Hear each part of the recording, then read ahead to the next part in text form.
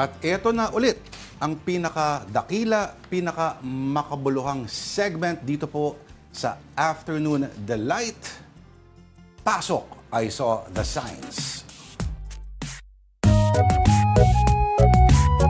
Nako, Tita Denise, ito, today's edition, Tattoos Gone Bad. Ikaw ba'y may tattoo? Silipin na wala. Silipin natin. Patunayan mo nga. Gawin ko yung sayaw. Yung sayaw ito. Okay, yung sayaw na magaganon. Papakita mo yung tattoo mo? Hindi, papakita mo lang yung kamay mo.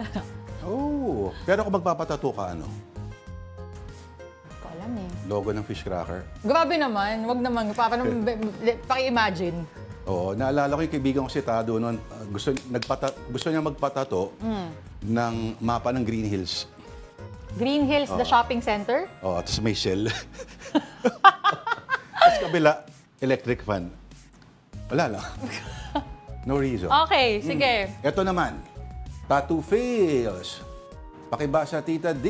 No dream is too big. Oh, anong problema dyan? Yung din naman ang pronunciation, di ba? Basta nagkaintindihan kayo. Mga di ba? grammar Nazis lang naman. Oo, nako. Di ba? Mahirap eh. Dagdagan ng isang O kung may problema ka, di ba? Bakit hindi? Oh, kasya pa naman. To big. Tobig. Big. Pwede na rin. Okay, Next. next. Ito, nagplano ba to? Mukhang hindi siya nagplan ahe.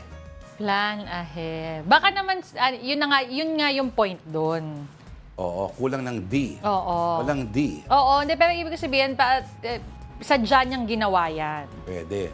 Bakit ayaw na tatuan yung thumbs niya, di ba? Bakit yung puro mga ano lang, yung iba lang? Hindi ko rin sure. Pangit ko tingnan pag may yung thumb, plan ahead. Bakit? Statement yan. Statement yan. That you can never ever plan ahead. Okay, next.